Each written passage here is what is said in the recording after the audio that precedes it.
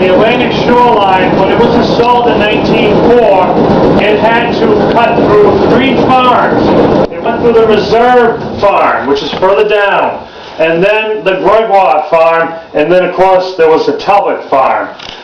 The reason why it did that was this was a more direct route to get to Biddeford coming up from Kennebunkport Square. Came up Log Cabin Road, turned in where you turned into our driveway, and then cut up this way. So it was a more convenient route, but one of the main reasons why they had to do that instead of going out to Route 1 and then turning up Route 1, which was the major dirt road at that time, was because through these trees is the Boston and Maine Railroad. Today it's Amtrak and Pan Am Railway.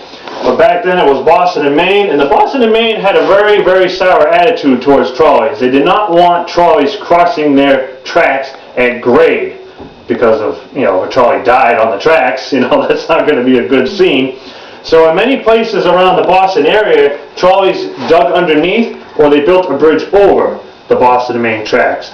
But up here in the countryside, trolleys could just cut through farmland and have their own private right-of-way, and that's what the Atlantic shoreline decided to do. They did not take this by eminent domain. They were able to work out an agreement with the farmers and have flag stops. This was Gregoire's flag stop. Obviously, he could have his cattle cross here to the other side. This was all open land at one time.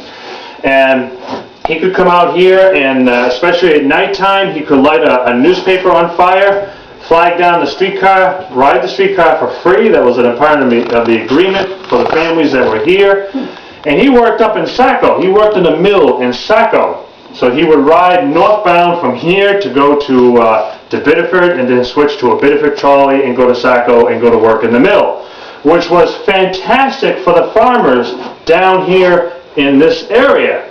For many years, these folks were stuck on these farms, working on the farms, and that's all they did for generations was work on the farm, work on the farm. Now they got a streetcar. Now they could get on the streetcar and go work in Biddeford, Saco in a mill, and maybe go down to Kennebunkport and learn how to fish and build a boat.